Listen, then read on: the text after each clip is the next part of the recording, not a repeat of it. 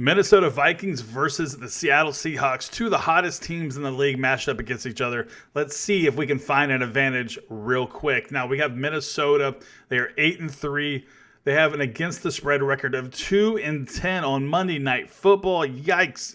We're Seattle 10-4-1 under Pete Carroll on Monday Night Football. Is pretty freaking good. Now, Minnesota 8-3 plus 84 points on their point differential.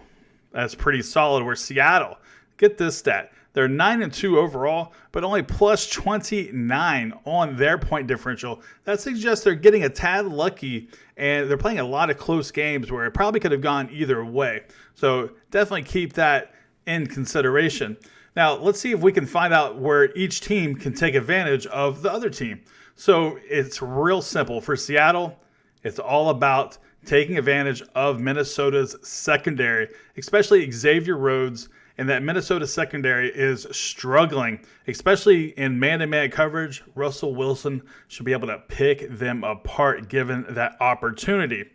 Now, on the flip side, even though Seattle's defense has been getting a little better, they're getting Jadeveon Clowney back, but Minnesota in that run game should be able to run all over, especially all up the middle of Seattle. Seattle's giving up 5 yards per carry.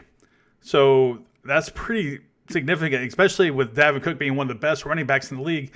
And he was bottled up last week. I think he's going to have a big bounce back.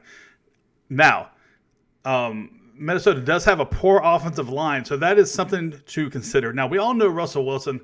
The guy's a world beater, MVP candidate. He probably won't beat out Lamar Jackson, but he is good nonetheless. He's just a proven winner. Got to keep that in consideration. But Kirk Cousins, since week 4, 18-1 touchdown to interception ratio. He's starting to earn that paycheck. Now, if Dalvin Cook and the Minnesota Vikings can continue to run that ball, I see them controlling the clock, and give me the under 48.5 for this game.